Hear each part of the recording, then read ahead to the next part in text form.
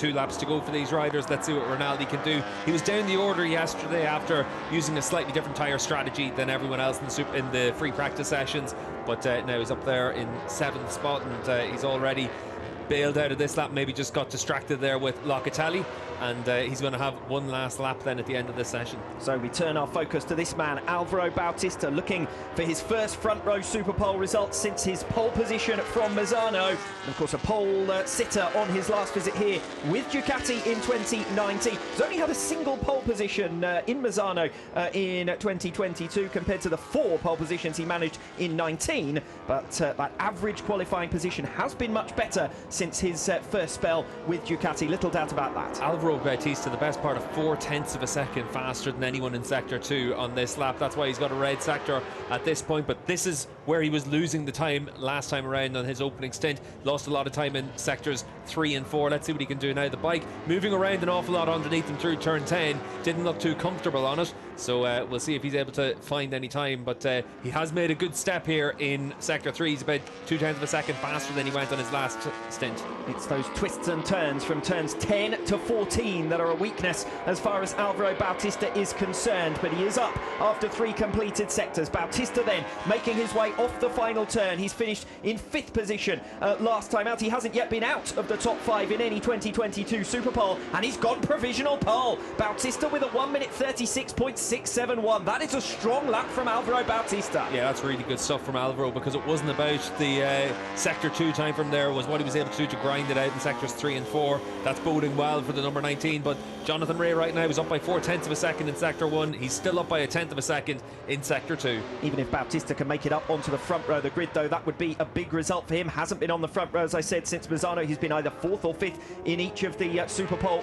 finishes since then, and he's up again on his second flying lap by 1/10 of a second in Sector 1. So if he can hook it up and keep the tyre life for the remainder of this lap, Alvaro Bautista could be on to improve that time further, and he may well need to if he wants pole position, because Jonathan Rea is up by almost 0.2 of a second now coming through the final sector. The man to beat here in San Juan. He's had 5 pole positions from 9 rounds thus far in 2022. He was our last pole sitter in Portimao a fortnight ago, and he goes P1 in San Juan this afternoon. It's a 1 minute 36.449, 0.2 of a second faster than Alvaro Bautista and Toprak Razgatlioglu's best from his first stint. I said that Razgatlioglu's time was going to take some beating, but both Bautista and now Rea have managed to find the necessary time to do so. Yeah, 0.8 of a second faster than what had been the lap record going into this Superpole session, so that's very impressive. We'll wait and see what Toprak's able to do on his last flying lap, but only best part of 30 seconds left. The next time anyone crosses the line, that will be their last lap of the session.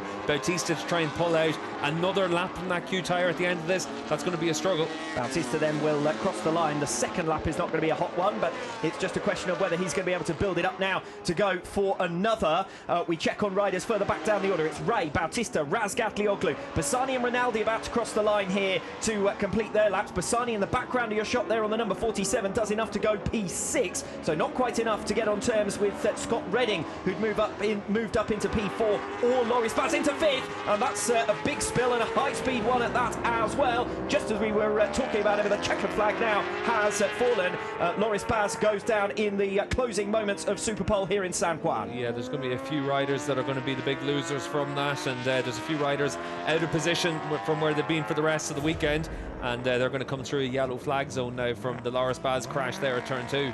And I think Toprak may have got through the first sector. I think he was in front of Loris Baz, so Toprak, who is up by 0.5 of a second after Sector 1, is going to have a chance here to try and match Jonathan Rea for P1. Rea with 40 poles to his name, 5 in 2022, looking to make it back-to-back pole positions. He holds a 0.2 of a second margin over Toprak Razgatlioglu as things stand. Alvaro Bautista on his 3rd lap now out in this second stint. The second one was a cool lap, as it were, to try and build himself up for a final run, and this lap has gone away from him in Sector 3, so Bautista won't be able to improve. He won't be able to take pole position, but Toprak has found the 0.2 of a second in sector 3 alone, and there is every chance now that Toprak could take pole position away from Jonathan Rea. How many times this season Razgatlioglu has finished second position to Jonathan Rea? 4 times in 2022 Superpole sessions. He was second on the grid here last season as well, but he looks set to go one better. Razgatlioglu drives for the line. It's a 1 minute 36.216. It's 0.2 of a second faster than Jonathan Rea, and a second faster exactly than he went in free practice 3 this morning for an outright lap record.